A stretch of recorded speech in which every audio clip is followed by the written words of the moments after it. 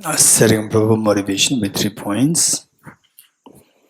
Refuge field, visualize Buddha Shakyamuni, His Holiness the Dalai Lama, and all Buddhas Bodhisattvas in space in front of us, as so loving, caring, and embracing.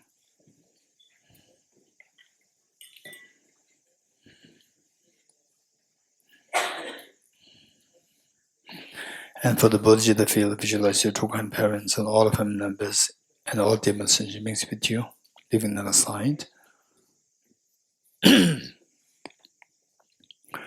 The whole purpose of this the retreat is to learn how to activate the Buddha nature within us, so that we have a means to accomplish what we aspire, the unconditional love towards all the beings, to experience the infinite happiness and the staying away from harming others, so that one will feel the total fearlessness with this mind. Imagine all beings are joining you, all Buddhas and Bodhisattvas with you. I go for refuge until I'm enlightened to the Buddha, the Dhamma, and the Sangha. By my accumulations for practice of giving and so forth, may I become a Buddha to benefit sentient beings. I go for refuge until I'm enlightened to the Buddha, the Dhamma, and the Sangha. By my accumulations for practice of giving and so forth, may I become a Buddha to benefit sentient beings. I go for refuge until I'm enlightened to the Buddha, the Dhamma, and the Sangha. By my accumulations for practice of giving and so forth, may I become a Buddha to benefit sentient beings. I go for refuge until I'm enlightened to the Buddha, the Dhamma, and the Sangha. By my accumulations for practice of giving and so forth, may I become a Buddha to benefit all sentient beings. Sanye Joda Zoge Badu Dane Gyabzu She Dage Jin So Gebe Sonam Yola Benjir Sanye Dubara Isho Sanye Joda Soge Chonam Yanjo Badu Dane Gyabzu She Dage Jin So Gebe Sonam Ola Benjir Sanye Dubara Isho Sanye Joda Soge Chonam Yanjo Badu Dane Gyabzu She Dage Jin So Gebe Sonam Ola Benjir Sanye Dubara Isho. Next page. Essence of Dependent Origination Mantra. Om Ye Dharma Hetu Prabhavam Hetum Tesham Dathagato Yavatat Tesham Chayo Nirodha Eva Bhati Mahashramanaye Svaha. Om Ye Dharma Hetu Prabhavam Hetum Tesham Dathagato Yavatat Tesham Chayo Nirodha Evam Bhati Mahashramanaye Svaha. Om Ye Dharma Hetu Prabhavam Hetum Tesham Dathagato Yavatat Tesham Chayo Nirodha Evam Bhati Mahashramanaye Svaha. All phenomena arise from causes. The causes are taught by the Tathagata. The cessation causes as well as taught by the grace here. Deyata Om Gate Gate Paragate Parasangate Bodhiswatyata Om Gate Gate Paragate Parasamgate Bodhiswatyata Om Gate Gate Paragate Parasamgate Bodhiswatyada Gate Paragate Parasamgate Bodhiswaha.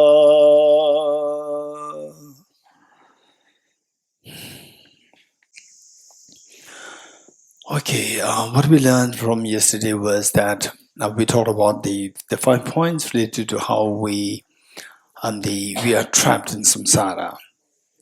And in this connection, we cited the Yedharma mantra, essence of the dependent origin mantra. We said that the ceasing of karmas and afflictions is nirvana. Anybody who can recite this by heart now? This verse by Arinagarjan by heart. Ceasing of karmas and afflictions is nirvana. One. Anyone else who can recite this verse by heart? One. Okay. Okay. 2, 3. Okay, 4. Okay, good. Bella, what's the verse? Ceasing of karmas and afflictions is nirvana. Karmas and affliction arise from conceptualization of inappropriate attention, which in turn arises from conceptualization of the liberation of self-trust from ignorance. The liberation ceases through wisdom. Okay, thank you. Bella, thank you. Which means all of us have to remember this. Right? Okay. There are 5 points. In this verse, there are 5 points there. And if we learn the meaning of this verse, on which page? Page 116 in English. Okay, page 116. Try to remember this verse by heart. And if you have this by heart, they say you go to Theravada Buddhism, you go to Chinese Buddhism, you go to Tibetan Buddhism, you go to Vietnamese Buddhism, or any Buddhism. You see that this is like the basic, the foundation, or this is like the constitution of the Buddhist teachings. And you can just explain in great detail how we are trapped in samsara and what is misery like. The problems that we go through, we can see that they are really reflected in these 5 points. It's amazing. Okay. So there are 5 points discussed. Anyone who likes to identify what these 5 points are? Anyone? Quick? Anyone? Anyone raise hands? Okay, here. Nadia? So the 5 points, the afflictions and contaminated karmas, inappropriate attention, the elaboration of the graphic ignorance, and Okay. Okay, anyone else? Okay, Drishti. Samsara. Okay, samsara, contaminated karmas, afflictions, inappropriate attention, elaboration of self-grasping ignorance. Okay, let's all say this together. You're getting it? And even the sequence, don't alter the sequence. Sequence must be properly remembered. Samsara, immediate cause of samsara is contaminated karmas. Immediate cause of contaminated karmas is afflictions. The immediate cause of afflictions is inappropriate attention, or you can say conceptualization of inappropriate attention. Or you want to make it very short, inappropriate attention. And then immediate cause of inappropriate attention is elaboration of self-grasping ignorance. If you add this word elaboration, the benefit is that later on you will see this word elaboration in many places. So it becomes very easy for you. Whereas if you want to say there's self-grasping ignorance, even that's also fine. Elaboration of self-grasping ignorance. Good. Now it's very important for you, for me, for all of us to see that our miseries, problems that we have. I remember the problems of addictions, particularly addiction to the afflictions, attachment, anger, then the jealousy. These are really addictions. And let's see that how these addictions work in our mind. And the Nalanda tradition is brilliant. It's amazing what the Buddha taught is explained in great detail. And these addictions, we see it, for example, say some people they see that the drawbacks, the what is that? The demerits of attachment, demerits of anger. We see that, and then you promise, "I'll not be angry. I'll not feel attached to." So these are nothing but the signs of weakness, our weakness. And yet, when you are trapped in a situation, you cannot be freed. You are trapped there in attachment, in the anger, and then the short-temperedness. So we see that we are just so like a slave to these emotions. Now we hear, you, me, all of us, we're learning. What is the mechanism? How we become the slave of these emotions and how we can become free from these so that you really get real freedom. For example, so why I'm saying this is extremely important, and particularly I would say in this life, when we meet with the Dharma, it's so important for us to take advantage of this. It's not that we are perfect, right? So we are imperfect, yet we are so fortunate to have met with this Dharma. Number one, the Dharma of the Buddha, Dhamma, and Sangha. Then this Dhamma, particularly explained by the Narada Masters, incredibly brilliant Narada Masters. So they just see that the emotions that we have, some of us, we are addicted to any form of attachment. We're addicted to aversions. And we know that these are really destructive emotions. But when we are trapped by these, we're glued there. We cannot come out. Sometimes how the glue, we've been glued to this. Like some people, they are very cunning people, where they trap the rats by putting some glues. You know that? Putting some glues there, and they spread some food around, and the rat jumps there, gets stuck there. This is what happens. This is our emotional weakness. We're being servant of these emotions. So, but you don't feel bad. Oh, I'm so bad. I'm so weak. No, there's always a way out. The Buddha came to teach us how to come out of this. If everything's perfect, why did the Buddha come? There's no reason for the Buddha to come to give these teachings. So the whole purpose is for us to learn how to get away from this. For this, first of all, we need to know how that is happening. For example, yesterday we said that I have the asthma problem. It's just I was cooking up the story that I'm in Delhi, third floor, very hot, dry weather, and there's motion in my house, and I had asthma problem, so help me. And some people say they go to hospital. Some people say windows open. Some people move the house. And some people say that, no, don't do anything of these. Just give me 10 minutes, I'll see what's happened, right? So seeing the mechanism. Your asthma is because of the moisture. Moisture is because of the crack there. You're getting it, looking for the root. Take it easy. Don't force yourself. Oh no, I'm so bad. I'm so angry person. I'm so, I'm gullible to attachment. So I'm so weak.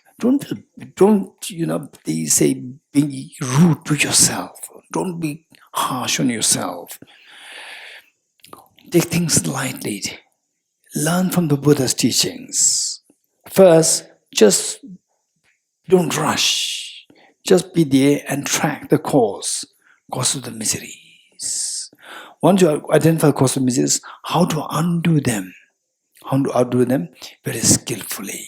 Okay, this is what we have to learn. It'll take time.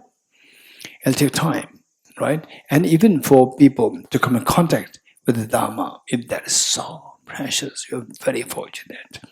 Even to meet with Dharma, you require a lot of merit, without which it's not possible. Even if you're born in a place where the Buddha was born, Buddha gave teachings, still the people have no clue who the Buddha is. But some people who are born in a very different place, very far away from where the Buddha was born, still they're connected with the Buddha. This is all because of your karma. So the fact that we're all here, including myself, the fact that all of us were here is a clear indication that we have a karma, we have merit for this. So what is important is that in this life, say, there's a Tibetan expression, it's so beautiful. What your past is like. If you want to know what your past, look at your body today. You are healthy and so forth. You have a human birth. And this indicates that you, in a past life, you did something good. If you want to know what your future is, look at your mind today. Not your body, your mind. Your mind decides what your future is going to be like. If you are being compassionate, if you're being always thinking about others, serving others, and then always trying to see how to manage my emotions, right? Okay, thus far I'm so weak. Thus far I've been so gullible, so vulnerable. And so what makes me weak? How to come out of this? Even to think of these, you are actually preparing for a good future. So with this in mind, what we said yesterday is that the fact that we are suffering in this life, right? Say, problems with what? Travels, problems with rooms, problems with, okay, there's a little sun there, even the sun was stopped by the trees, right? No sun. Okay. So we see that it's endlessly many problems. So these problems are what we call samsara in the family. Oh, this is a big problem. In the family is a problem. Say for the parents, when the children are young, small, children are so vulnerable. Their parents should be like, always protecting the children. And when the children grow older, stronger, then the parents grow old. And the children have to always take care of the parents. And sometimes as children, they got so sick, right? Oh, what a bit. So now my parents will never get better. They'll become worse, right? And you feel so tired. So the point is that these are our weaknesses. For example, for the children to have the parents is so fortunate, extremely fortunate. People who are in your 30s, 40s, 50s, 60s, still you have your parents. They're very fortunate. But some of you might have, out of 1,000, maybe 5, 6, 7, may have some difficulty with your parents. So that's a different story. If you have some issues like this, so what I'm sharing with you is a very general presentation, whereas your situation can be very specific, very different, and it may not fit in what I'm saying. Don't worry. So the point is that your happiness is very important. Your happiness. Why I'm to emphasize so much on the parents is that those who receive maximum love and affection of the parents, and if you forget this, you will never be happy. Whereas if you not receive love and affection from parents when you needed them the most, when you were a child, that's a different story. It's not your mistake. It's not a mistake. So the point is that finally your life is very important. It doesn't mean that you have to go into indulgence. Your life is very important. Make the most of this life. Make your life very meaningful, that as we grow older, we should become happier, happier, and happier. Whereas it doesn't mean that anybody who grows older should automatically become happy, happy, happy. No, not guaranteed. It depends on how you fix it now. If you prepare, if you learn the means by which to make yourself happy, happy, happy as you grow older, this wise person. So what we're trying to do here is supposed to learn how to make ourselves happy, happy, happier and long. Whereas those people who did not get any love and affection when you were such a tender young age, 2, 3, 4, 5, 6, 7 from the parents, and that's different. This is very rare in number, but if you do belong to this category, I don't mean to say that you are bad. This is not. Your life is very important. Whatever is the case, past, but your life is so important. You have to look forward. You have to look forward to see the bright future. And you can't fix it. You have the Buddha nature. Everyone has the Buddha nature. No matter what difficult life you have been through in your past, during your childhood and so forth, still you have the Buddha nature. And you can come out of this problem and you get to a very bright future, beautiful future. Let's not forget it.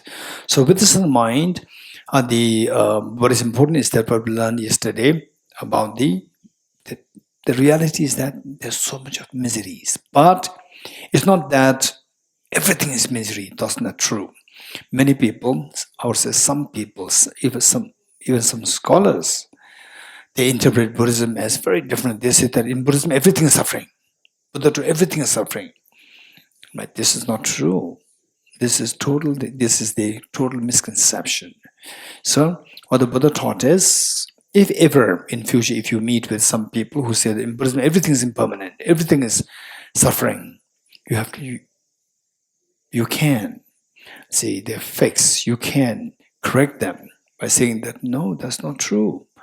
Buddha taught only the composite phenomena are impermanent, not all phenomena are impermanent. Number one, only the contaminated things are suffering, not everything is suffering. Why not everything is suffering? Because the fourth seal says, transcending sorrow is absolute peace. But also taught the peace, not only suffering. Okay, so with this in mind, how the miseries, but each one of us, we have our own problems. Whether we accept it or not accept it, we have the problems. Okay, how many agree with me? Raise hands. We have problems. We have problems, right? Some people, they say that, I have no problem. That's a problem. Right? You say, I have no problem. This is nice. I have no problem. That's a problem. Right? So, the point is everybody has a problem. Only when you reach Gate, Para Gate, third level, Para Gate, path of seeing, of the Bodhisattva path of seeing, then your mental problems are gone, physical problems are gone. Bodhisattva, who is the third level, known as the path of seeing. Then you can say that I have no problem. You're getting it, physical, mental pains are all gone. Okay. Having said this, our miseries can be brought to an end. Our miseries, whatever misery that you can think of. Some people think of, my problem is my neighbor, blaming external factors. That's also fine. Even this can be fixed. Not that the neighbor can be changed, but your problem can be fixed. And some people who are more, who are very fortunate to have met with Dharma early age, with this, they learn about the emotions and then see that, I have this very bad habit, addiction to something, addiction to alcohol, addiction to drugs, addiction to any kind of possessions, money, so forth, any kind of addiction, right? Attachment. I'm so weak in this. That is my problem. These people are very special, who identify these emotions as problems, who really feel it. They are very precious. Because these people, they can get out these problems. Because they Identify the cause of the problem is the problem, not just the result. Result is a problem, everybody knows it. You have a headache, everybody has a headache, have a problem. But what causes a headache? Drinking. Right? Drinking is a problem. When you drink, some people say, yeah, this is a problem. Some people say, no, this is, I like it. You're getting it? So what I'm saying is that those people who identify the causes of the problem as problem, these are evolved beings. No matter who you are, male, female, respected, not respected, it doesn't matter. You are into the Dharma. This is so precious. Okay, having said this, all these problems, they arise from their contaminated karmas. So don't let us not force ourselves. Let us not force ourselves into Dharma. Forcing ourselves is not really good. For example, say when somebody is under the gun, it's a force. So the people, out of fear, the person will do things. But the person's heart is not after this. There's not forces. The Buddha's approach is not forcing. The Buddha's approach is the wise approach, where you happily go into Dharma. How to make it a happy journey rather than a forceful journey. How to make it a happy journey is by don't stressing your mind into Dharma, but rather knowing the mechanism how the suffering arises and how the miseries can be undone. You're getting it? So once you know that, you can easily do it. With ease, you can engage in it. And with ease, you see that you get freedom. You can get away from miseries. For that, we do need to know the mechanism. Some they do it by force. Some they do it by intelligence. So the Buddha's approach is using the intelligence. You're getting it? Never ever force yourself. And never ever feel that I'm just a hopeless person. In fact, what I would say is that nobody can fail you. Let me repeat it. Nobody can fail you. Only you can fail yourself. When you see that I'm hopeless, nobody can help you. You have a Buddha nature. What makes you think that you're hopeless? What makes you think that you're hopeless? You have a Buddha nature there. Number one. Number two, there are people to help you how to overcome, how to disclose this Buddha nature. There are people there to help you. Why should you feel demoralized? So, therefore, nobody can help. Even if thousands of people said you are a hopeless person, in your mind, if you have the confidence in the presence of the Buddha nature within you, and your confidence, there are people who are very compassionate, who are very learned, who can help me to discover my Buddha nature, right? You can forever be happy. No matter thousands of people, however many people, thousands of people say that you're a hopeless person, you are just a hopeless person. But you are the one, you are the best judge to know that you have the Buddha nature and you can come out. Okay. So, for this we need to know how the intelligence works. How, using intelligence, you see how the miseries arise. Ye dharma hetu prabhava. All these miseries, phenomena, particularly the miseries, they arise from the causes. And what are the causes? They identify the Buddha. The Buddha came on this earth to help us. And how to undo these causes? How to undo these causes? The Buddha taught it, further explained by Arjuna. The ceasing means stopping the cause of samsara. Ceasing of karmas and afflictions is nirvana. Karmas and afflictions arise from conceptualization of the inappropriate attention, which in turn arises from the elaboration of self-grasping ignorance. And this elaboration ceases or stops through the wisdom of emptiness. Wow. There's a wisdom of emptiness there. What is the wisdom of emptiness? This is the ultimate safe heaven for me. This ultimate. What is wisdom of emptiness? Right? The moment you look for this wisdom of emptiness, you are the most intelligible person in the world. You are the most. You may be financially just bankrupt. Say physically you may be so weak and so forth. But the moment you look for what is this wisdom of emptiness to save me from all these chains of miseries? What is this bodhicitta to save me from all these chains of miseries? You are a wise person. you're the evolved person. Okay, so what we said is that all miseries arise from the contaminated karmas. And the contaminated karmas arise from afflictions. Here the afflictions is the gross afflictions. Gross afflictions, such as attachment, anger, jealousy, craving, and so forth. And these afflictions come from where? Where? From inappropriate attention. This inappropriate attention comes from where? Self-grasping ignorance. Okay, let's say that I don't want suffering so much, too much. I don't want suffering. If you don't want suffering, we need to learn how to undo the negative karmas. But negative karmas, right? Negative karma is physical, verbal, mental actions that we engage in. These actions, I'm so addicted to this, so they are so habitual. How to undo that? How to undo that? I don't want to engage in these negative karmas, but then automatically I go after these. How to stop it? Don't force yourself. Think of the cause of that. What's the cause of that? Afflictions. Okay, for example, let's see, what am I doing? You tell me. What's going in my mind? Tell me, right?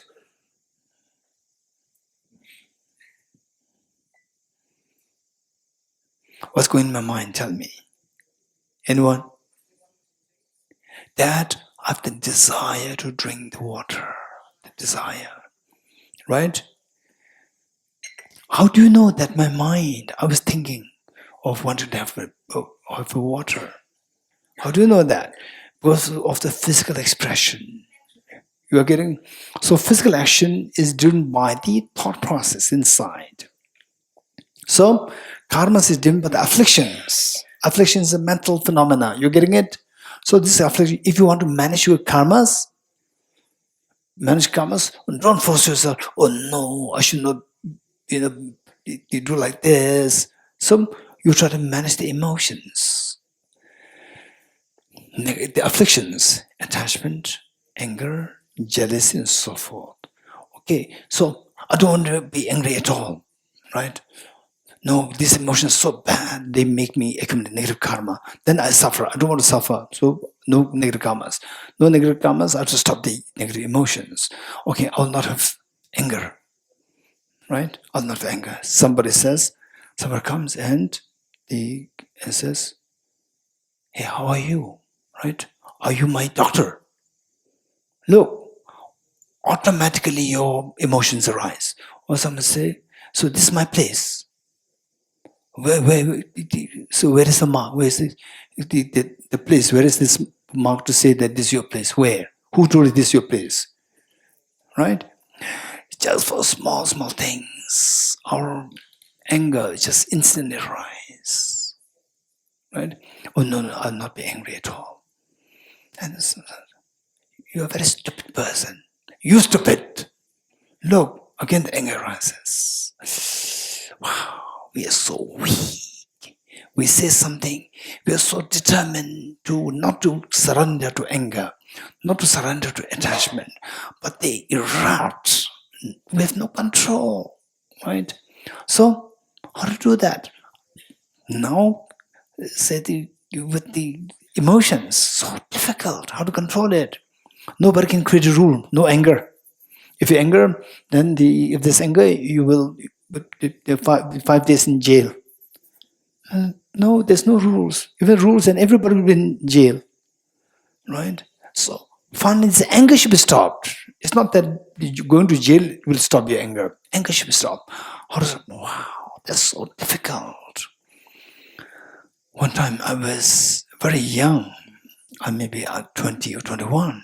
And my teacher, one of my teachers, yes, I shared about him. He was a hermit there. And then in my mind, Dharma practice means you have to go through hardships. You have to go through hardships.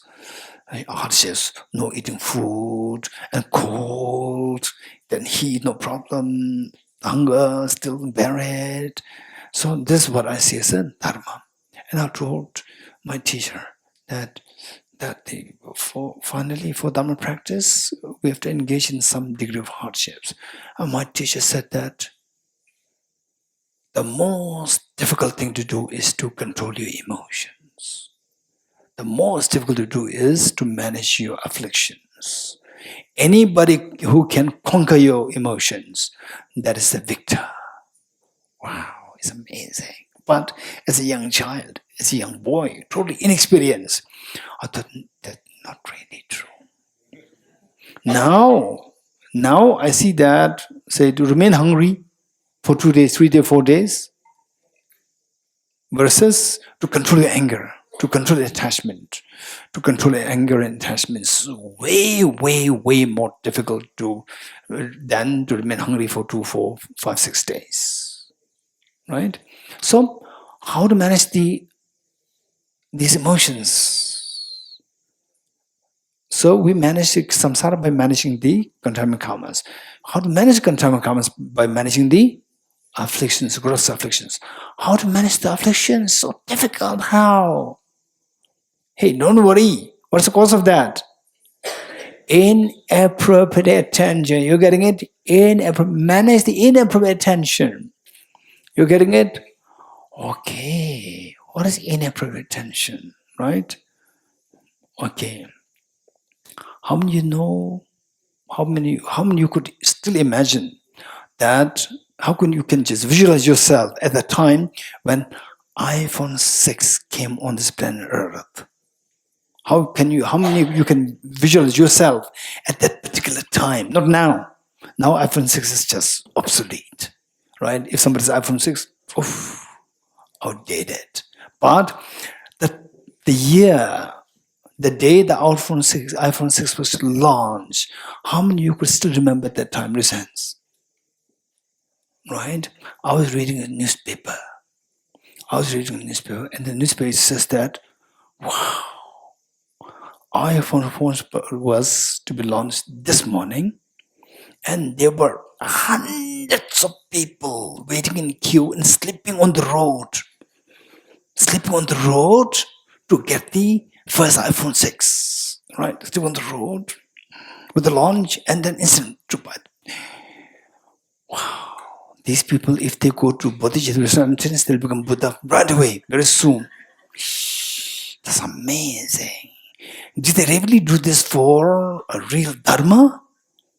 No. You're getting it? So, look, this is what it is. This is what it is. The craving for things. You're getting it? Okay, now we're talking about what? We're talking about, remember? We're talking about what? Inappropriate attention. Right? The same iPhone 6 today, if you look at it, how does it appear to? It's so obsolete. And in those days, same iPhone, wow, you have iPhone 6, right? Your perception changes. So what you see earlier is today, you see as that person, anybody who's, wow, iPhone 6. If somebody today said, wow, iPhone 6, you're a backward person. So which means that your thinking then has exaggerated the quality of iPhone 6. You're getting it? And yeah, that I understand it. Anybody sees iPhone 6, oh, wow, this is exaggerating quality of the iPhone 6. If this is what you think, today, if you see somebody with iPhone 15 Pro Max, if you see, wow, you're also exaggerating the quality of it. Next, when iPhone 17 comes, you say, this is obsolete. This is very backward. You're getting it?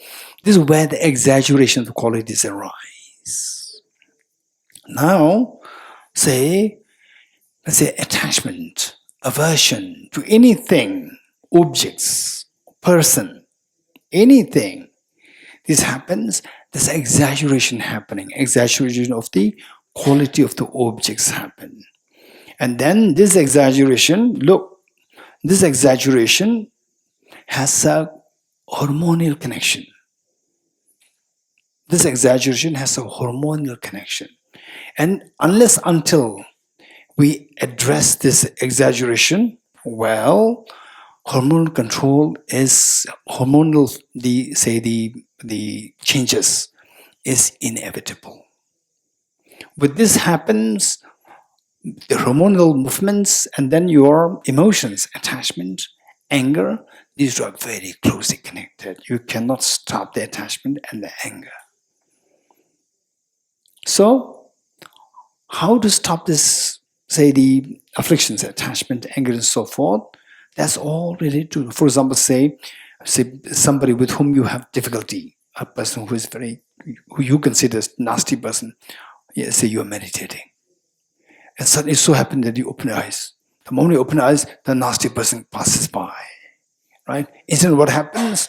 Your heart starts to bounce. Like this. Right? Uneasiness comes. The person did not do anything. So so first, what all these was triggered because of something's happening within your mental state. Physiological, these are the reflections of the mental state. This mental state fed by the information given by the cognitive thought process. Cognitive, the activity of your mind. So we see that cognitive affective, then the cognitive, the state of mind, influenced by the past memories. This will then, they say, create the movement in your mind. Movement in mind creates movement in your physiology. And the physiology and the mind, again, this is very close. The physiology, this is somebody who you like, somebody who you dislike, somebody who you like, then the physiological movements change in a different way. Someone who you dislike, another physiological disturbance happens. So with this, invariably, we are so weak. Invariably, attachment and aversion arises for us. Whereas for the evolved beings, when they say the cognitive thought process, early imprints, then the changes, the mechanism happens in the mental state, changes happen on a hormonal level, but this hormonal level cannot affect your emotion again. Instead, for a evolved person, they can see these hormonal changes like they say you observing another person who becomes so restless due to attachment or due to anger. So you're observing that person, you're not affected. So this is how, when you become evolved, you can see that all what's going in your hormonal states, physiological states, you can see them as though like you are watching another person doing that, and you are not affected. This is when you are going towards the victory, to gain the victory over your emotions. This is so important. For this, we have to know how the mechanism. If you don't know the mechanism, there's no way. You have to first somehow you fall prey to attachment, you fall prey to anger, and then karmas accumulated, and then miseries perpetuate endlessly. This is the story. So therefore, Buddha's teachings explained by the Narayan masters. This is amazingly meticulous explanation. Is there? If you learn this, don't just leave it there on the learning stage. You learn this and then observe it and see how it really works. And then finally, we see that, say first, contaminated karmas.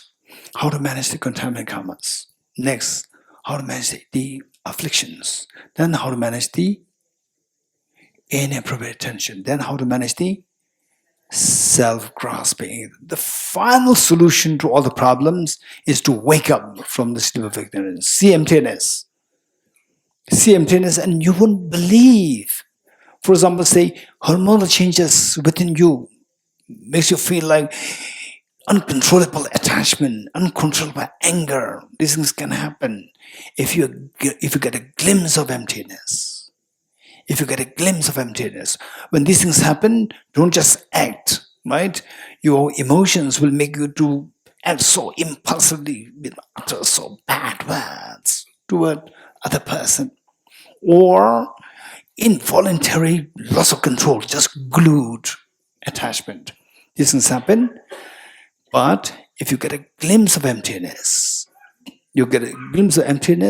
and then you meditate on it. The moment you get a glimpse of this, instantly the separation happens. Your mental, the mind, involuntary moving after the triggered by the physiological changes, hormonal changes. There, the mind stops acting, and the physiological changes also subsides on its own. So these two are separated by seeing the emptiness. So therefore, see emptiness so precious. Without this, there's no freedom from samsara. Even the two great teachers of the Buddha Shakyamuni, Acharya Alaragala, Acharya Udreka, both of them have reached very high level of meditative experience, very high level. They failed to see emptiness, because of which they could not be liberated. So therefore the Prince Siddhartha, after becoming enlightened, he was so keen to share this wisdom, which his two teachers could not give him. And they thought that they've already attained nirvana.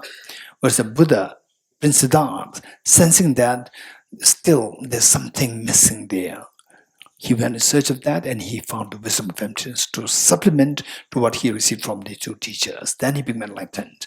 So this teaching he wanted to share with these two teachers. So what I'm saying is that without this, the wisdom of emptiness, there is no ultimate freedom. You getting it? Okay. So with this, we need to learn, say that, first, on the, contaminated karmas. Contaminated karmas is not that we can become so pure right from the beginning without dealing with the root, more and more root cause of the miseries. Without dealing with this, we cannot be, there's no way by which you can get rid of the karmas completely. But the gross ones we can manage. We discussed yesterday the 10 non-vicious karmas. We have to try, you and me, all of us, we have to try to stay away from the 10 non-vicious karmas. If we don't do that, we become addicted to these non-vicious karmas. Once you're addicted to the non-vicious karma, which is the surface level, you cannot see the depth. You cannot see the depth. You cannot handle the depth, which is the afflictions, inappropriate attention, and the self-grasping. It is impossible.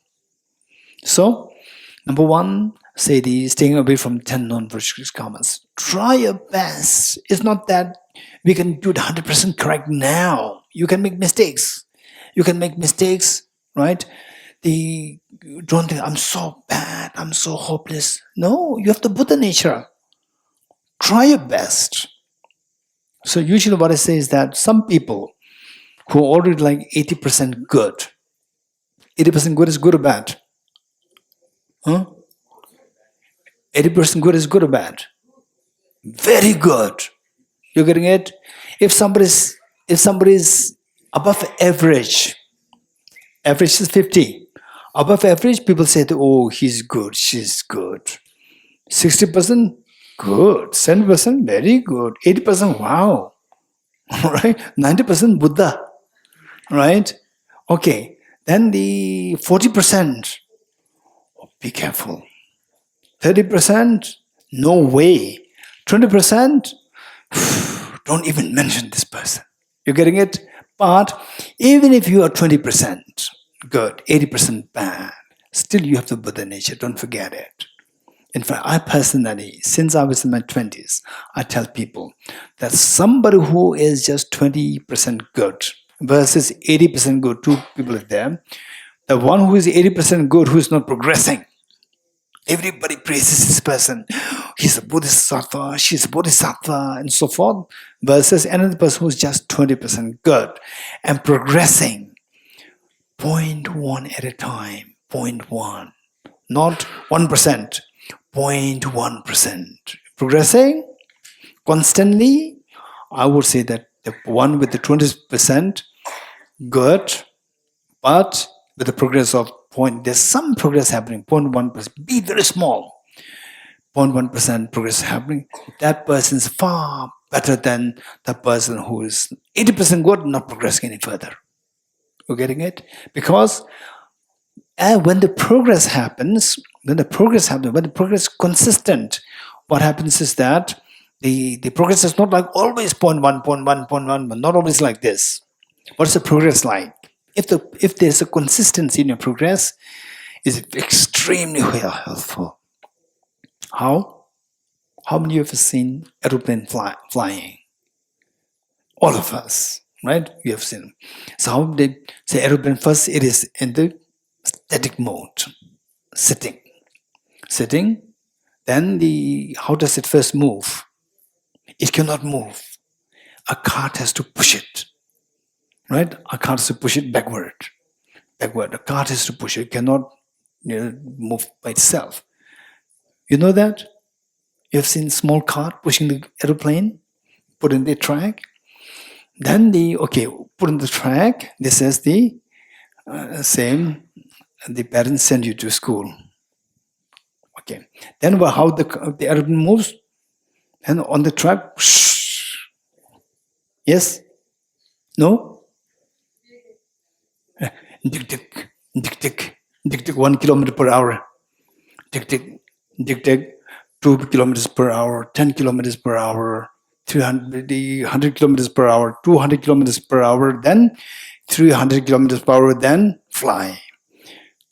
300 kilometers per hour, by that time the aeroplane can take flight. You're getting it? So then it takes to like 1,000 kilometers per hour. And Concorde, how many kilometers per hour? I don't know. But fighter jets, how many kilometers per hour? I don't know. So the point is that where it starts from 1 kilometer per hour, so as it progresses, it can run to like 1,000 kilometers per hour. You getting it? So consistent progress is so important. In other words, with the virtues, it's not that we can do the perfect virtues, but whatever you can, don't miss that. You and myself, not only you, including myself, we all have to put effort. Whatever little that we can do that, right? And the progress should be there. 0.001 progress. Even as long as there's a progress, you have to go for this. This is so important. Okay. Then the next, with the 10 non-virtuous karmas, if we don't put effort, knowing that these are something which I can stop, but I don't stop. Particularly we go into indulgence, and this creates an extremely bad habit in us. And to undo this bad habit takes a lot of time. It's so difficult. In a way, it is like an addiction. Same 10 non-virtuous karmas. No stealing, no killing, no sexual misconduct, no lying, no slandering, no harsh words, no idle gossip. Then 3 mental. No ill will, no covetousness, and no wrong view. Right? Try your best in whatever capacity you can to stay away from these. We have to put effort. So it's very funny. With the bad things, you do something bad things, you like bad things. When that's finished, you feel that okay, now finish. It's like you have just wasted your time. Or in some cases, there's a little bit of guilt. I spent time, I spent money, and then finally nothing is gone. But you do something good, even be it very small things. Say, putting effort to stay away from 10 non-virtuous actions to the best you can. Then, at the end of the day, there's a deep feeling of the calmness, deep feeling of joy, sense of accomplishment will come to you. This is so precious. Okay. Next is affliction. These contaminated karmas, to really get rid of the contaminated karmas completely, you have to get rid of the afflictions. But the gross ones, we can manage. Contaminated karmas, the gross ones, for example, like, let's say what? Stealing, killing. For example, let's say stealing, right? For stealing, of course, I don't expect anybody to actually go out to steal and rob something like that. But evading the taxes, we have to make it a point that we don't do that, right? So the tax to be paid is paid, but with the government demands you to do that, and so forth. Stealing, killing. Of course, nobody will go to kill somebody like this, but including the killing the insects like mosquitoes, killing the mosquitoes, or let's say say on the road that the ants there, then you don't even look at them, you just tread like this, kill so many insects. Then in your house you cook the food, boil vegetables, boil the pasta, and then the hot water you drain it in the sink directly, and how many worms are being killed. So all these we should be very careful, be mindful. We talk about mindfulness practice. Oh, I'm lifting my feet now, or foot now. I'll lift my left foot now. More than that is, I am putting hot water in the sink. I should not do that. That is a better mindfulness practice. Be mindful of these actions. So I lift my right foot, I'm lifting my left foot, now I'm putting my hand on the cup, now I'm pulling it. These are very neutral. These are not virtues per se. These are neutral. But okay, now I'm on the verge to tread on the tiny ant there. No, I shouldn't be doing this. Being mindful of that. That is incredibly power of the mindfulness, plus your virtue compassion grows. Compassion grows, negativity subsides. This practice of mindfulness is really the practice of mindfulness. But other parts, like okay, now I lift my feet, the right foot up, left foot up, I'm putting my hand. Even these practices are so good. I don't mean to say that they're bad, they're very good. But remember that 10 virtuous actions, karmas, right? Getting away from 10 non-virtuous karmas. The mindful over these are the ultimate purpose of the mindfulness, other mindfulness meditations. So, for example, like you say, cook food, boil vegetables, pasta, and so forth in hot water, and then you have to drain the water. Instead of draining directly, just take out the pasta, whatever, put it in another container, the hot water. Either keep it separate there, cool it down, or mix with cold water. That millions and trillions of tiny insects will not have to die. Right? Be compassionate. And vegetarianism. Say, of course, I'm vegetarian. So, but I'm not really too happy to see people aggressively promoting vegetarianism. I'm not really too happy with this, because that aggressive those people who are eating the meat, non-veg, they are like demons. This is too much. I personally would say that I appreciate anybody,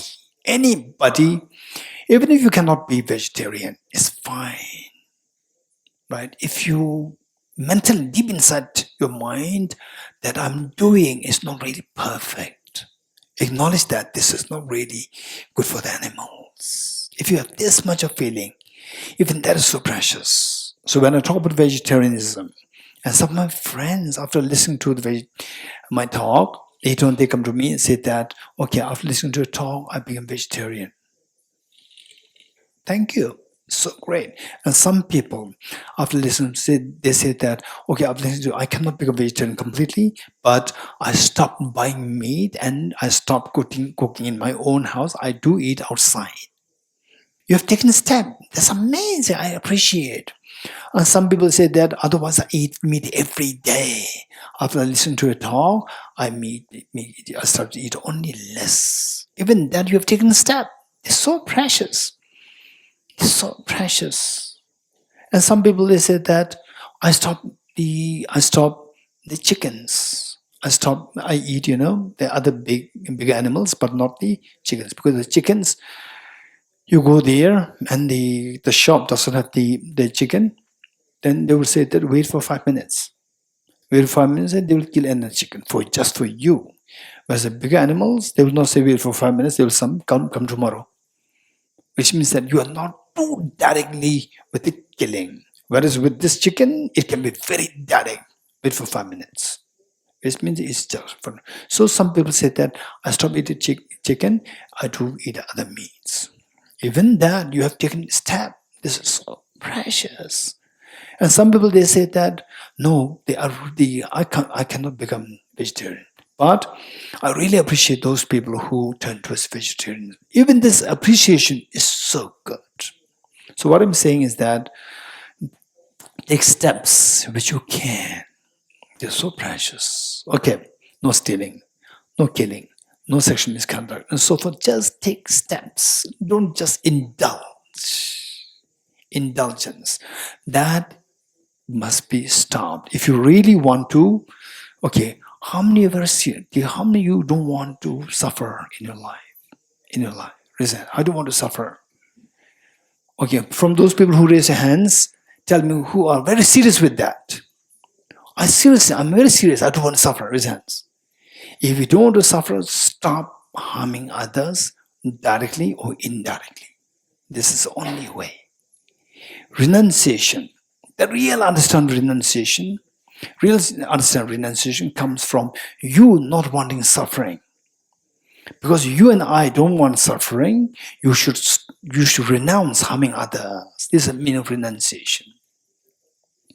Renounce harming others. Because you don't want suffering yourself. This is the only way. Okay, so this is the contaminated karmas. Next is afflictions. With afflictions, see, it's an attachment. When attachment arises, just keep observing. When anger arises, keep observing. You're getting it? These emotions, keep observing. Don't just, okay, I feel so attached, and then you involuntarily, react, act impulsively. Don't do that. Give yourself a little time and see what is this attachment like? What is this anger like? Just observe it. And how weak, how these two emotions, they make us slave. Right? Just see how they make you to engage in the physical movement and the verbal. For example, somebody said, you stupid, right?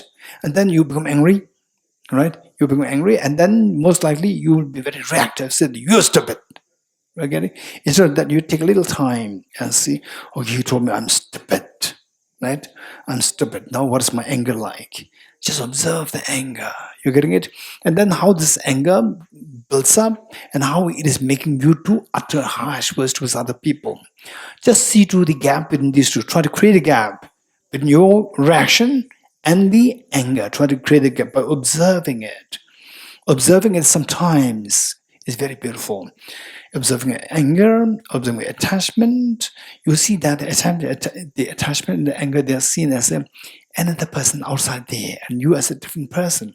You are not affected. This is beautiful. You're getting it? So these are tips that we need to remember. But is this an ultimate solution? No. It's a temporary solution. You're getting it? Okay. So we just keep observing the emotions like attachment. And if you become good at it, so when the attachment is so strong, when the anger is so strong, just keep observing it. Don't react. Keep observing it, and it's very funny. Attachment and anger subsides on their own. You're getting it? Subsides on their own. And what's the mechanism? This is very interesting. What's the mechanism? It's not like this magic will happen. This is not magic. It's not a magic. And people who do it and actually feel that, they think that it's magic. It's not a magic. This is how the mind works. I'll explain it. Okay. Let's say that.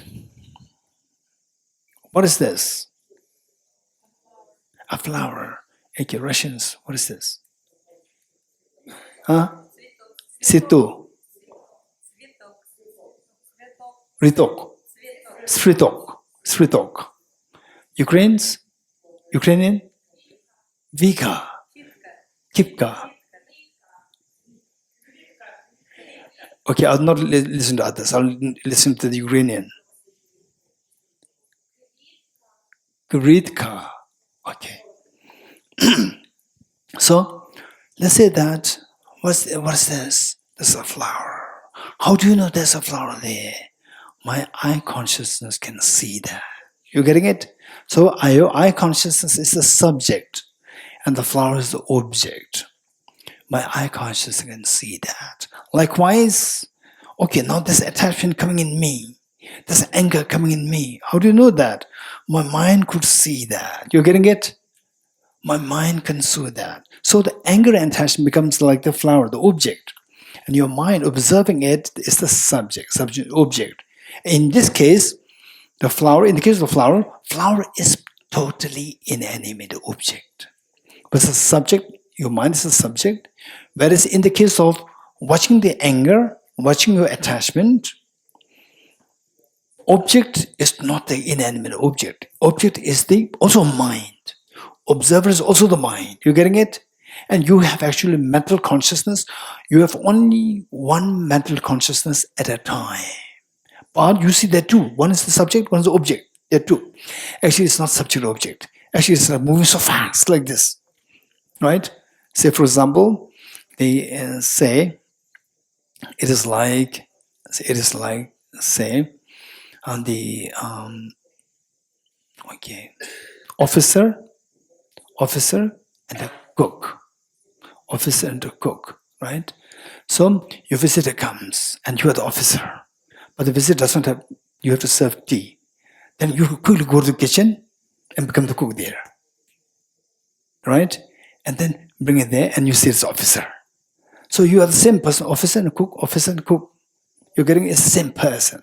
Likewise, it's the same mind going as a subject to feel attachment. And same mind moves as a subject observing the attachment. You're getting it? It moves like this between these two. Moves like that. So now, as you go to the kitchen, become the cook. Come to the office, become the officer. Cook, officer, cook, officer, cook. And then if you spend more time as officer in the office, what happens to cook? Cook disappears. Yes, you agree? If you spend more time as the officer in the office, stay more time there, then what happens to the cook? Hey, what happens to the cook? Cook disappears. There's no cook there. You're getting it? So likewise, when you keep observing this attachment is like the cook, and you observing is the officer. Right? It's same person actually, attachment, officer, attachment, observer, attachment, observer. When you spend more time as an observer, when you become very good at this, then you spend more time as an observer, which means that your mind can stay there longer. Then the mind, there's only one mental consciousness at a time, only one. Because of this, it spends more time as an observer, then the observed attachment disappears. Anger dissolves. This is extremely beautiful practice. You're getting it? But this is not the ultimate practice. This is a very helpful practice. What is next? On what level we are working now?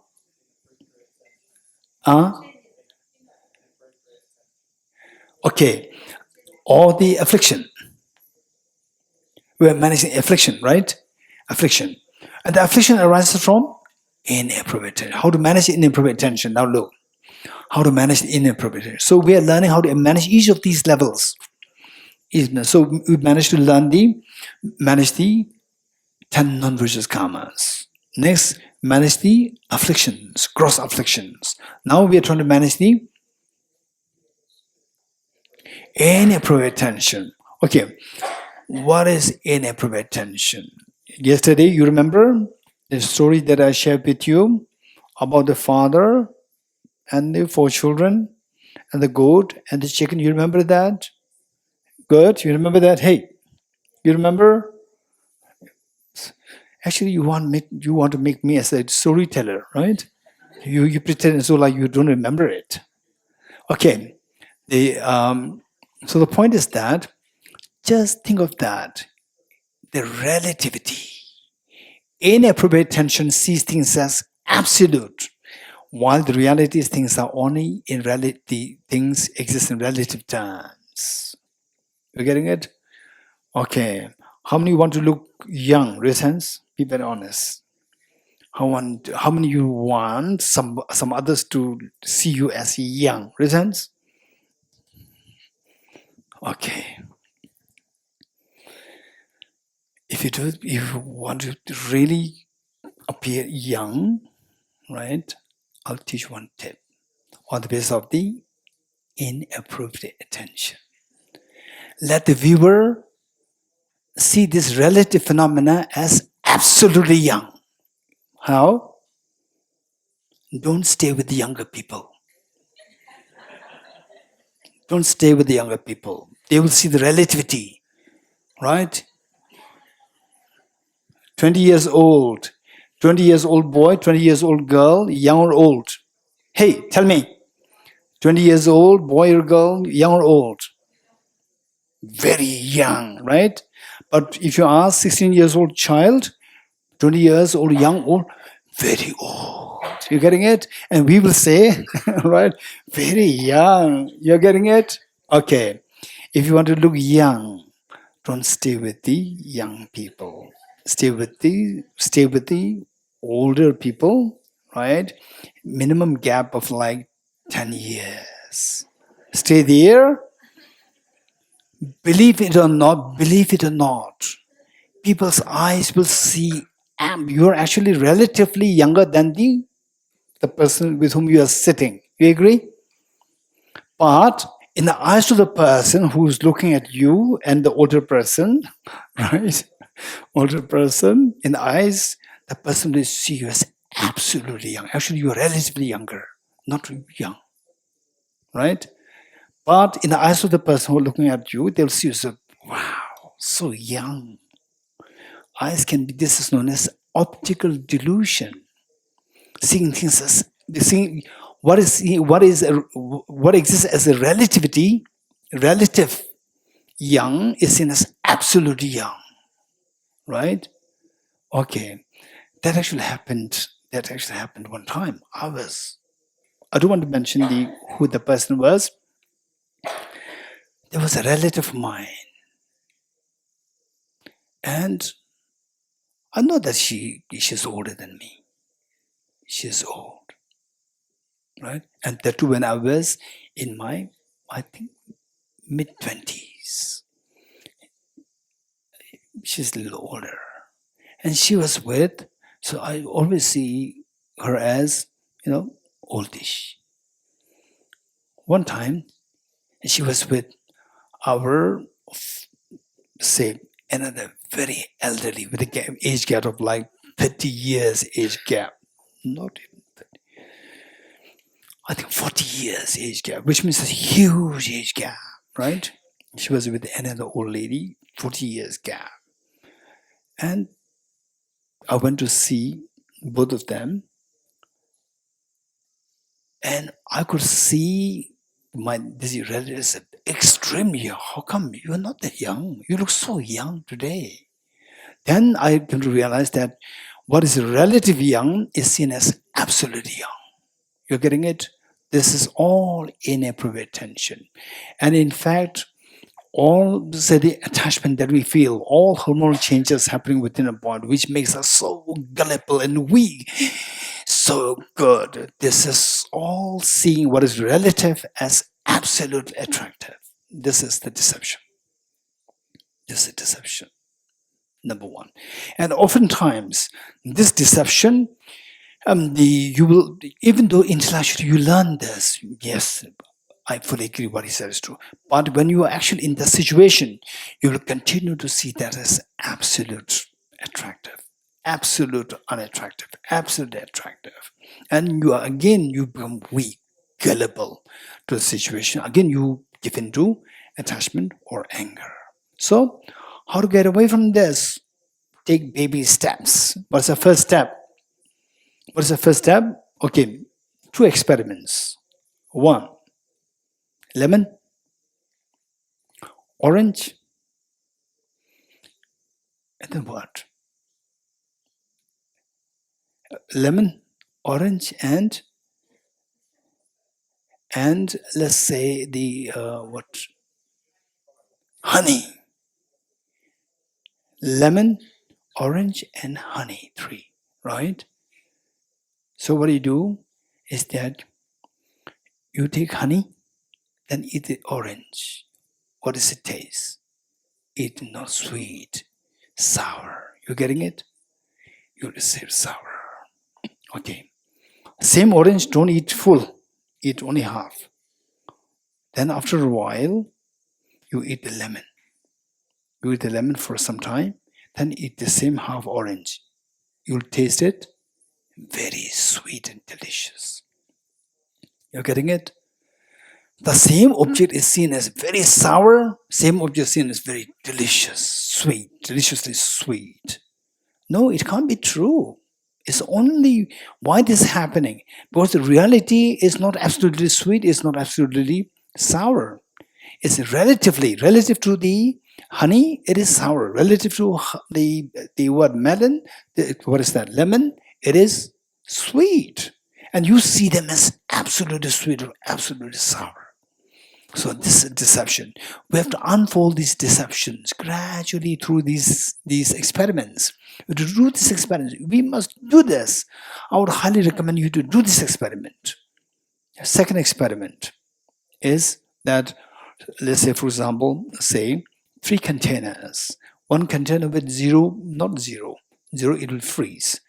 Say like 5 degrees centigrade water. The next one, 20 degrees centigrade water.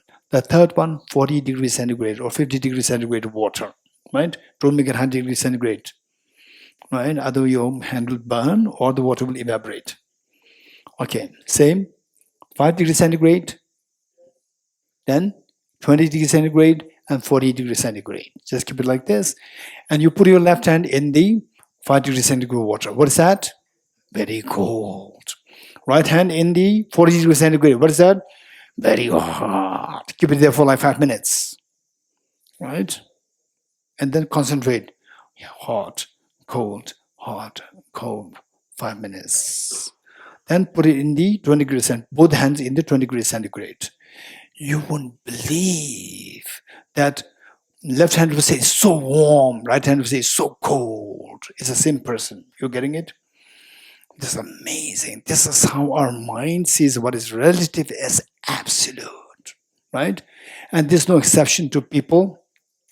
The people also, some is so attractive, some is so non-attractive. Say the opposite genders, right? The males seeing the girls as so beautiful, girls seeing the males as so attractive, handsome. This is all relative. And because of which all the problems in samsara is created. All the problems in samsara created. Okay, so this is one level that we need to think of. Of course, to what extent this experiment will work, right? It depends greatly on you. How meticulously you do the experiment, how well you do the experiment, that determines. And also your early imprints, and you have to create new imprints in this to see things relative terms. And gradually, what you earlier see as so attractive, you'll see it as so. What you earlier saw as so unattractive, you will see this as so. This is one. And this will greatly help us. And then don't forget the story yesterday that I shared with you. The same situation before he kept the goat and the chicken as the pets. He was seeing that scenario as a hell. So the undesirable, so noisy. And then after keeping the goat and the chicken as a pet, and removing them, you see the same situation as the divinely peaceful and quiet. You're getting it? It's the same situation, the same person, but you see the same object as very different. So desirable and so undesirable. When it's very desirable, hormonal changes happen. Right? What is relative as absolute? So good, then hormonal changes happen. For example, say, how many you felt, for example, with some musics? With some musics, something inside moves like this, not like this, right? Moves like this. How many felt it? Resents? Yes, with some music. You're getting it? And with some place, even some places where you can hear the the pine wood, the whistle of the pine wood. It's beautiful. Something inside moves like this. And the music also, something inside. Once I was in Cambridge, when I was in Cambridge, 2003, I went to the King's College Chapel.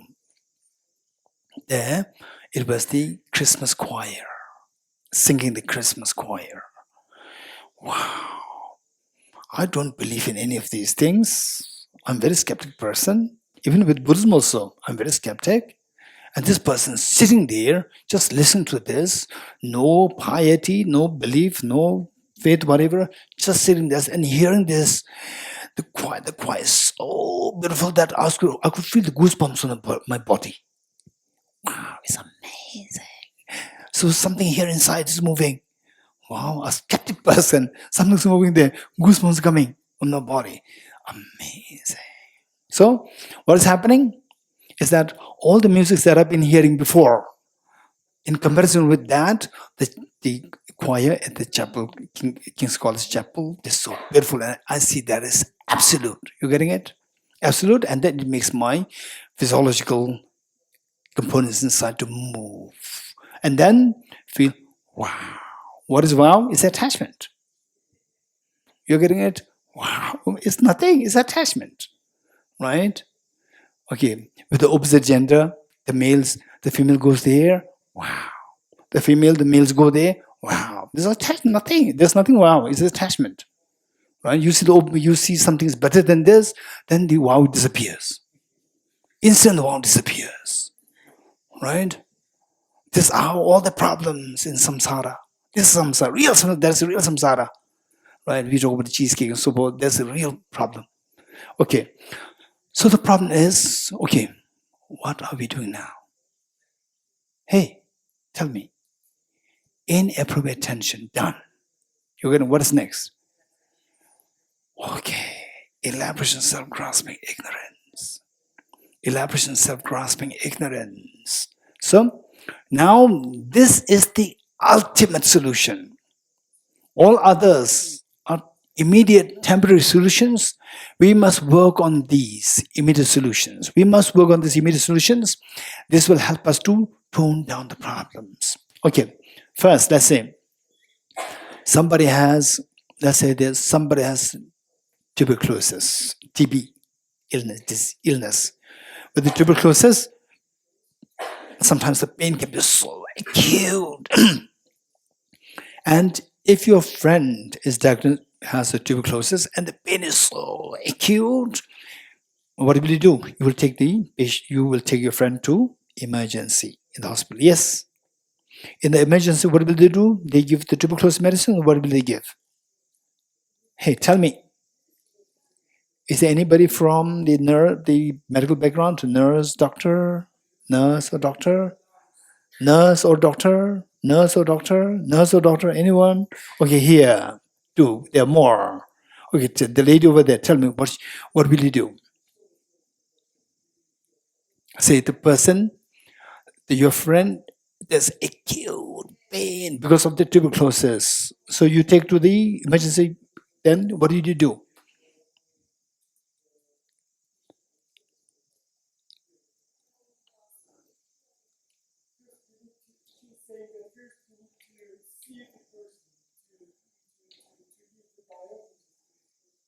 So first, see the person. You see the person has so much pain. Acute. Don't keep seeing me. Don't keep looking at me. I have so much pain. What will you do?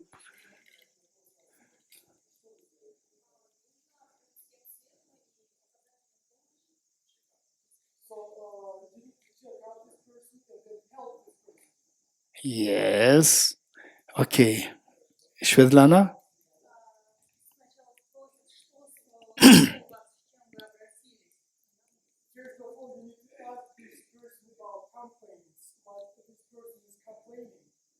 I'm complaining here. I'm complaining the pain. Right? You hear this already. What will you do? Painkillers. First, painkillers. Don't check the lungs. Okay, checking the lungs. Okay, wait. First, I have to decide. I have to observe you first. Right? Okay, then I'll send you to the scan. Lungs. Is there any history of any problem? I have tuberculosis, lung tuberculosis. Okay, then I'll first go to scan. No, I have so much pain. No, you have to go to the scan. First, I'll check the lungs. No, first give the painkiller. You're getting it? First give the painkiller. Painkiller, does it remove your tuberculosis? Does it remove the tuberculosis? No, but this is required. If you don't give this, before the person comes from the scan, the person may die. You're getting it? Before you give the tuberculosis medicine, the person may die if you don't remove the pain first. You have to manage the pain. There's a separate medical system, pain management. There's a separate system there, medical system there, pain management. You're getting it? So first painkiller has to be given. Painkiller will not remove the tuberculosis, but this has to be done first. If you don't do that, before the tuberculosis medicine will not affect, you will not remove your tuberculosis tomorrow. It'll take 6 months. You're getting it? So pain must be dealt with right away. So likewise, the contaminated karmas, afflictions, inappropriate attention, they must be dealt with as a painkillers. You must deal with them. You must deal with them. We have to deal with them first. Then the actual medicine comes. Dealing with the what is that? Dealing with? Self-grasping ignorance. So, what will help us to remove the self-grasping ignorance? Wisdom of emptiness. You're getting it? So, wisdom of emptiness is the ultimate solution. This is the panacea. This is the panacea to all the problems. But tuberculosis medicine is the actual medicine to cure your tuberculosis, but it'll take 6 months. Right? If you don't take the painkillers, you may die before 6 months. So therefore, first you have to treat all symptomatically. Symptomatically, you have to treat these, stay away from 10 non-vicious karmas, to manage your afflictions, see things in relative terms, and then finally, this self-grasping, the panacea to all the problems will work at that point. Okay, so for this, just as for the medical treatment, you have to give the treatment in a stepwise way. Likewise, the Buddha identified all the problems to the self-grasping ignorance, but how to get rid of the self-grasping ignorance, it has to be done in a very systematic way. So one thing that we do is what? What are the few things that we need to do before we actually deal with self-grasping ignorance? Anyone? First, manage the gross contaminated karmas, like 10 non-virtuous actions. That we have to take actions. You and me, all of us. If you don't take care of these, impossible to touch the depth. I'll give an example. How many of you have seen very forceful, ferocious waves on the ocean? Raise hands. Forceful, ferocious waves on the ocean? Raise hands. Yes. How many of you have never seen that? Raise hands. Forceful, ferocious waves. How many of you have never seen such things? How many of you have at least seen that on the television? At least seen that on television or... Okay, good. Which means you have... Anyone who has never seen that in real life? No, have seen that on television. Raise hands. Okay, good. Which means everybody's seen somewhere. If you've seen that, tell me, what's the color of this? What's the color of this ferocious wave? Pink? White. You getting it? Don't forget it. Say, do you agree with me that some of the water bodies, they are so crystal clear, but when it is thrown into ferocious waves, it becomes whitish. You agree? You agree? Okay, how many have seen that resonance? Okay, all of us who have never seen that, just look at those people who have seen that, right? Resonance, those who know that, who have seen that. Otherwise, the water is so clear, but then when it is thrown into waves, very strong waves, it becomes whitish. Resonance? Many. Okay, so look, finally, what we are trying to do is we are trying to unveil our Buddha nature, where, wow, I'm totally now, I'm free from attachment, I'm free from anger, I'm free from the vulnerabilities of the hormonal changes within me. Wow, this is what you're looking for. And my mind expands with infinite happiness. This is what we are looking for. For this deals with your true nature of the mind, which means the water. The true nature of the water is so clean. You're getting it? So clean. Okay, raise hand somebody who has seen that the water, otherwise very clean, and when it is thrown into wave, it becomes very ferocious whitish. Raise hands, someone. Okay, the gentleman there. So where did you see that? In Israel, right? Yes, I also saw that in Israel. Yeah, in Israel. My friends, they took me to the cafeteria next to the ocean. And the ocean there, you can just see the ocean down there. And the water is so clear. And then the boats come, motorboats, they come, and then they create a wave, whitish. Okay, so the true nature of this water is very clear, crystal clear. True nature of mind is so clear, right? No fear, no vulnerabilities, no weaknesses, and infinite happiness. But it's not visible because there's a wave created. Wave, it makes it whitish. So the real color disappears. Okay.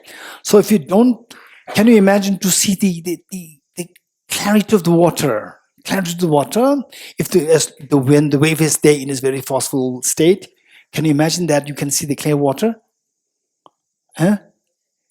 Can you imagine to see the clear water when the water is in the waveform? No, you're getting it. If you want to see the clear water, what should you do? First, the wave should stop. You agree? Contaminated garments should stop. That is the wave like, which creates disturbance in the mind. That must be stopped. If you don't stop this, we cannot expect to see the true nature of your mind. If you don't see the true nature of your mind, you will never experience the fearlessness and infinite happiness. Okay. So once the wave stops, ferocious wave stops, what happens? Inside you will start to see the bubbles. Yes. These bubbles are the metaphor for the afflictions, attachment, anger, jealousy, and so forth. If you don't remove the bubbles, again you will not see the true nature of the water. We have to remove the gross afflictions. Once the bubble is gone, then next phase is the tiny sand particles, very tiny sand particles in the air. And in your eyes, you may see it's so clear. It's not clear. Still, the sand particles are there. These are the metaphor for in what? Inappropriate attention. You're getting it? Inappropriate attention. Okay. Once the tiny particles are gone, they subside. What happens? Then the extremely, the invisible water current is there. Water current. So when the water moves, there's a current. Inside the water, say, you dip your hand inside the water and just move it. There's a current in the water. The movement of the water is there. Movement of the water. When the movement of water, again, you're not seeing the true nature of the water. You're getting it? What is that? Movement of the water? Metaphor for what? For this self-grasping ignorance. When you stop that, then you see the true nature of the water is so clear. You're getting it? Okay, how many of you have seen clean water, Resens? How many of you have seen clean water? Everyone, we have all seen clean water. But how many of you have seen a water which is so clean that you just feel like, wow? Raise hands. Okay, Sheripama, tell me, what did I tell you? What did I tell the audience? Okay, is there anybody who can paraphrase what I said? Huh? No. My last question. What was my last question? Huh?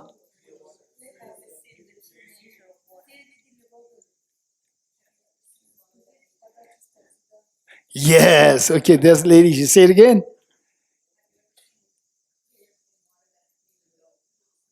Wow, that's amazing. Thank you. So this is what I'm expecting when you got what I'm saying as crystal clear. You getting it? What I said is not crystal clear, but you paraphrasing what I said is crystal. She did it very crystal clear. You getting it? Did you see clean water? Everybody said yes. I said everybody should have seen that. My next question: did you see a clear water? Single which makes you feel not just wow, right? Okay, that is when the ferocious wave should stop, contaminated karma should stop. Then the water bubbles, afflictions should stop, gross afflictions stop. Then these sand particles, inappropriate attention should stop. Then finally, self-grasping ignorance, water current, the very subtle water current, self-grasping ignorance should stop. Then you see the true nature of mind is so wow. It's amazingly pure, so beautiful. Totally freed of all the fears of life. No fears of life. And your mind simply expands in infinity with the ease, happiness. Okay. This is so important. Having said this, now we need to work on how to get rid of this. So the two things. One is we always think of short-term plan, long-term plan. You're getting it? Short-term plan, how to do away with the 10 non-religious actions. I would say that to attend retreats and so forth, I would say it's not really necessary, right? Because this is something you can do it on your own. Or attend retreats, 10 non-virtuous actions, you have to stop it like this, this is like a babysitting. I personally would not really, I would rather say do it yourself. Whereas the afflictions, you require a little bit of teaching. Dealing with the inappropriate attention requires more teachings. And then dealing with the self-grasping ignorance must necessarily require teachings. Without this, you cannot do it on your own. So how to manage this? It is like, as I said earlier, if you want to see the true nature of the water, you have to remove the grosser levels of the manifestations. So for this, if you want to get rid of the self-grasping ignorance, the subtlest of the self-grasping ignorance, you have to remove the grosser levels of the ignorance. What are the grosser levels of ignorance? For this, the Buddha identified 4 grosser levels of ignorance. 4. We have to learn how to deal with this 4 alongside dealing with the contaminated karmas, afflictions, inappropriate attention. You getting it? What are the 4? Number 1, misconceiving impermanent phenomena as permanent. Misconceiving impermanent phenomena as permanent. Number 1. Misconceiving impermanent phenomena as permanent. Number 1. Number 2, misconceiving miseries as happiness. Misconceiving miseries as happiness. Number 3, misconceiving impure things as pure. Number 4, misconceiving selfless nature as of selfhood. Misconceiving selfless nature as of selfhood. Let me repeat all 4. Misconceiving impermanent phenomena as permanent. Misconceiving miseries as happiness. Misconceiving impure things as pure. Misconceiving selfless nature as of selfhood. Okay.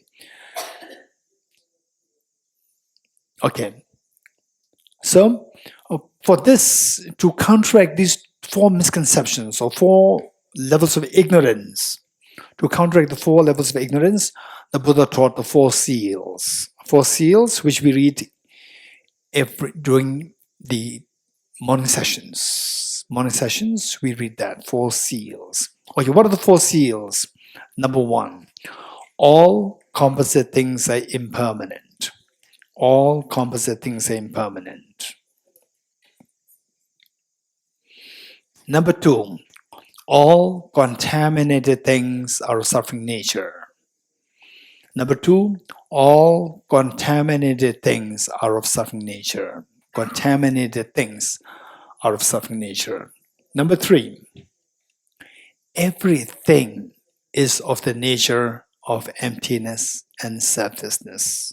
Number three, everything is of the nature of emptiness and selflessness. Number four, transcending sorrow is absolute peace. Transcending sorrow is absolute peace. Let me repeat it. All composite things are impermanent. All contaminated things are of suffering nature. Everything is of the nature of emptiness and selflessness. Transcending sorrow is absolute peace. Okay, now we need to study this thoroughly. Okay, what is the first one? Since some of you are still writing, what's the first one? All composite things are impermanent. Number two. Okay, louder, louder. All contaminated things are of suffering nature. Number three. Everything is the nature of emptiness and selflessness. Number four. Transcending sorrow is absolute peace. Okay, good. And now we need to know the meaning of each of these lines. And we need to know why these four teachings are referred to as the four seals. Seals meaning stamp. Stamp.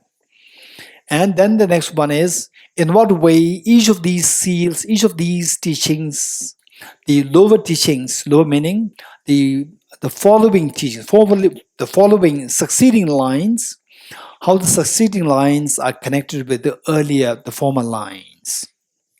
So we need to know three things. Number one is why these four teachings are known as the seals. Number two, we need to know the meanings of each of these lines. Number three, we need to know how the number four is linked with number three. How number three is linked with number two. How number two is linked with number one. You getting it? Good. Okay.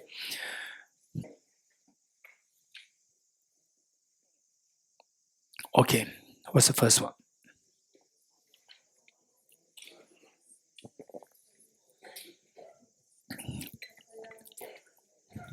Hey, it's just a day two. It's so like you are on the 10th day. What happened? What's the first one? All composite things impermanent, right? For this, we need to know. Okay, first before that, we need to know why these four teachings are known as the seals. Okay, tell me. Okay, tell me that if a government seals a house, what does it mean by that? Anyone? Raise hands. Raise hands. Raise hands. Raise hands. Raise hands. Raise hands. Oh, the gentleman over there. Yes, over there. Huh? Closes down the house. Anyone else? Yes, thank you. Anyone else? Raise hands. Raise hands. The lady over there. Nobody can touch it. Nobody can enter. Nobody can touch it. Government seal it. Don't touch it. You getting it? Okay. So, likewise, these four teachings are known as the seals, the four seals of the Buddha's teachings. Why these four teachings are known as the seals is that anybody, whether you're Buddhist or not, it doesn't matter. Whether you're male or female, it doesn't matter. Whether you're rich or poor, it doesn't matter. Anybody who wants to be free from suffering, you have to practice these four things. You getting it? Anybody.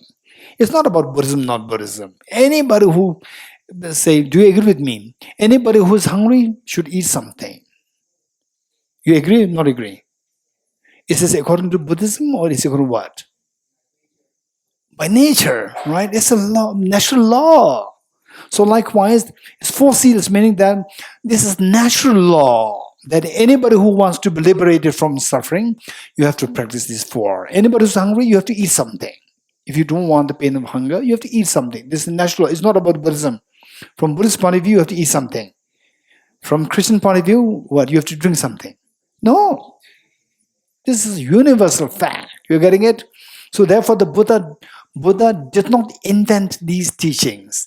Buddha discovered these teachings. You're getting it? And these four seals hold true before the Buddha Shakyamuni was born on the planet Earth. You're getting it? These are not what the Buddha invented. If the Buddha invented these, then before Buddha, they did not exist. But these four teachings hold true way before the Buddha Shakyamuni, they came on this earth. So the Buddha just discovered. And your job, my job, each one of us, our job, what is our job, is to first learn these four seals and see if it is true that by practicing these four, my misery subside. Without practicing these four, my miseries keep escalating. You have to check it. So the Buddha advised us to analyze, don't follow blindly. You're getting it? Okay. So these four teachings known as the four seals, saying that anybody who wants to stay away from suffering, who wants to call off the suffering altogether, these four lines have to be practiced. If you don't practice this, there's no way. No, your mother cannot do anything. Your father cannot do anything to help you to remove your miseries. So this is the only way. But don't think that, what the Buddha said, it must be true, or this is according to Buddhism. No, it's not about according to Buddhism or this is what the Buddha said. It's about the reality.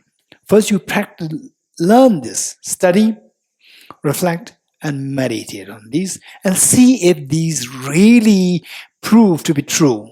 That you practice this and your emotions are under control, and then you feel the freedom. And when you don't practice these, your emotions you are constantly a servant of these emotions, and you're constantly being they put to miseries. Just check how efficacious these teachings are. If yes, then you'll practice it. If not, delete it. That's the point. Okay, so this is why these four teachings are known as the four seals. And I did mention about what? You have to first study, then reflect, and meditate. Three things. I'm going to quickly explain this. This is so important because oftentimes people come to such retreats and they think that, it's a retreat. Retreat means silent retreat, right? Silent retreat. And they expect that everybody can sit together like this. But nothing of this happens. It's talk, right? It's always talk. So where's the retreat? Okay, this is where we need to know the significance, why the analytical meditation is so important, which requires your mind to be sharp. You're getting it? So for that matter, and these teachings are required, and to make your mind sharp, we need three things: the study, reflection, and meditation, also referred to as the three levels of wisdom. Wisdom derived through learning, wisdom derived through reflection, wisdom derived through meditation. And there's no shortcut. Direct wisdom derived through meditation, impossible. You're getting it? There's no shortcut to PhD. If you want to do PhD, you have to do the bachelor's and master's. If you want to do, some people have, in some systems, you can do bachelor's and they have to go to PhD, not necessarily master's. But if you do the bachelor's, you want to do the bachelor's, you have to do the school. You're getting it? These are the musts. Likewise, if you want to have the wisdom derived through meditation, wisdom derived through reflection is mandatory. For the wisdom derived through meditation, wisdom derived through learning is mandatory. So these three must be required for us. Okay. So what is wisdom derived through learning? What is the difference among these three? Anyone? What's the difference among these three wisdoms? Anyone? Quick? Quick? What's the difference among these three wisdoms? Anyone? No? Over there. The first one being like either hearing, reading, or taking information. And the second one would be Okay, don't just the second one, name it. Wisdom derived through reflection. wisdom derived through reflection is contemplating what you've heard, seeing it's true, testing it against your experience, talking with other people about it. The third would be integration of that knowledge that you've heard through meditation. Okay, good. Anyone else? Anyone else? Oh, yes.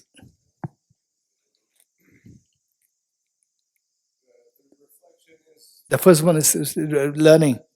It should be very systematic. Wisdom derived through learning, wisdom derived through reflection, then wisdom derived through meditation.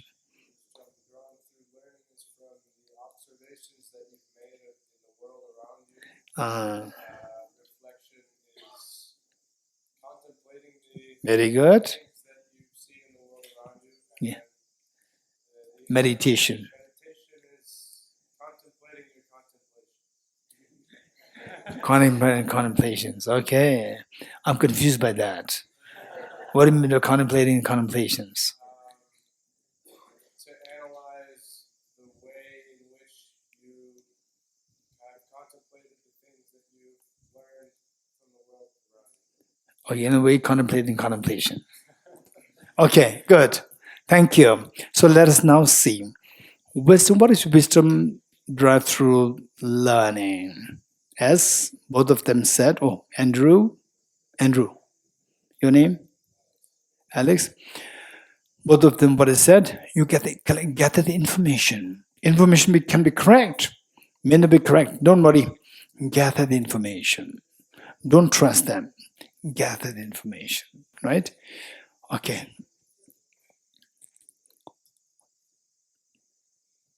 Experiential speaking, what is that like? I'll give an example. Wisdom derived through learning, which is not yet promoted to the wisdom derived through reflection. What is it like? I'll tell you. Okay. Wisdom derived through reflection, second one. Wisdom derived through reflection is that you gain conviction. The mark of you having accomplished in the wisdom derived through reflection is that you gain conviction. Absolute conviction. It's also known as the inferential cognition. You get an inferential cognition, you get absolute conviction that this is true. That is wisdom derived through reflection. Okay. So what happened was that like 50 years ago, believe it or not, many of you are not born. 50 years ago, when I was 5 years old. You guess me now, you know my age? Okay. 50 years ago, when I was 5 years old, in school, my teacher. So, many of you, how we brought up, how you're brought up may be very different. For you, you come from the school, then your parents send you to this coaching, that coaching, this coaching, that coaching, and so forth. Pay money to this teacher, pay money to this. For us, totally free. From school, come back, no coaching. You forgot, just 5 years old boy, you go to the playground, finish, and the class, the teaching happens only next day, right? So till the next few hours, you're totally free. No coaching, nothing. Who cares? You are coaching, no coaching. You study, no coaching. No, who cares? No one. So my teacher, mathematics teacher, said that all the boys and girls, tomorrow you have to remember, you have to recite the multiplication table of 3. 3 ones are 3, 3 twos are 6, 3 threes are 9, and so forth. You have to recite. You have to learn it by heart, and tomorrow you have to recite it. And yes, ma'am. And the next till next morning, finished. Yes, ma'am. Also finished. Forgot, and they forgot that there's something homework. Nobody's there. Just the playground. The next day, hey Dorji, stand up. I stood up. 5 years old boy, hey, recite multiplication 3. Nothing to recite? 3 answer? That's very easy. 3, good. 3 drusa? Now look, my fingers. Right? 5 years old boy. Right? 3 drusa? 3, 3 answer 3, 4, 5, 6. 6. Good. 3 drusa? 7, 8, 9. 9. Very good. Sit down. Okay. Did I give the correct answer or wrong answer? All correct answers. How did I know that? How did I know these correct answers? Am I convinced? I was not convinced. I was mechanically doing things. I have no clue as to how 3 into 3 equals 9. No clue. I was just mechanically, this is what I learned, and I was just doing it mechanically. That's it. If somebody asked me then, when I was 5 years old, what do you mean by 3 into 3 equals 9? What do you mean by that? I have no clue. Right? Okay. So that is, you got the correct information, but you have no conviction in this. That is the wisdom derived through learning. Yet to get the wisdom derived through reflection. Now what is next? What is it? Wisdom derived through reflection, right? Wisdom derived through, in a way, wisdom derived through learning. Wisdom derived through learning is a borrowed wisdom. Let me repeat it. Wisdom derived through learning is also referred to as a borrowed wisdom. That it's not your knowledge. It's not a knowledge. You just borrow it from somebody. Knowledge, borrowed knowledge. That E equals mc square. I say this. If you tell me what is the famous equation of Albert Einstein, E equals mc square. Do you know how E equals mc square? No, I borrowed it from Albert Einstein. He said it and I just copy it. This is a borrowed knowledge. So, wisdom derived through learning is a borrowed knowledge, or in other words, you get information, but you're not convinced about it. You don't have the conviction.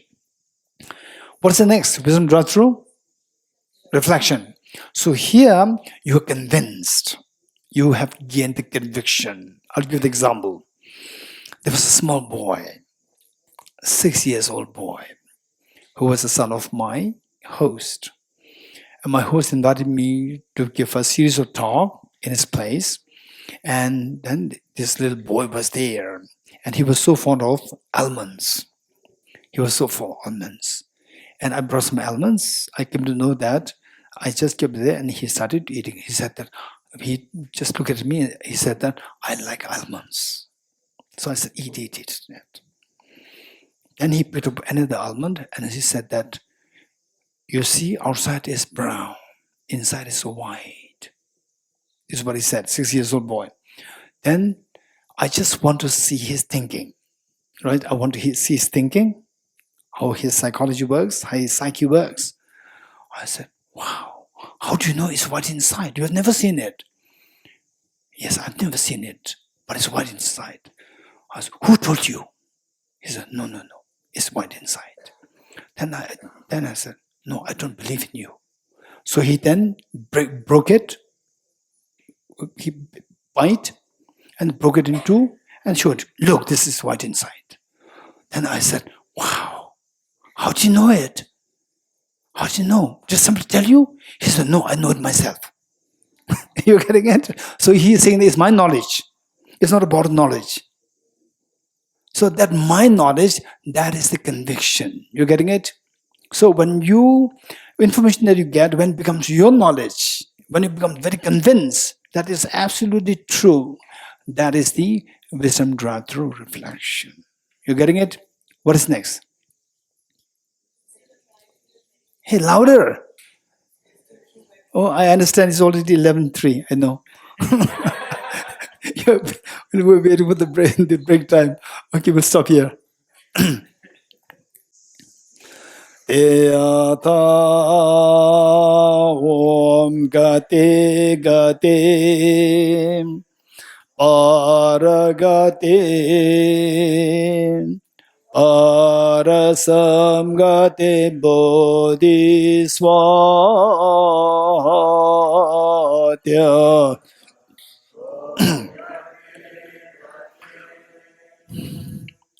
paragate parasamgate bodhisvatyata om gate gate paragate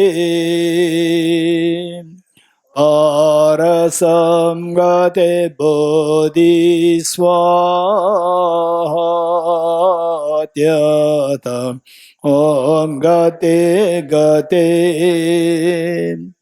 paragate parasamgate bodhisvaha.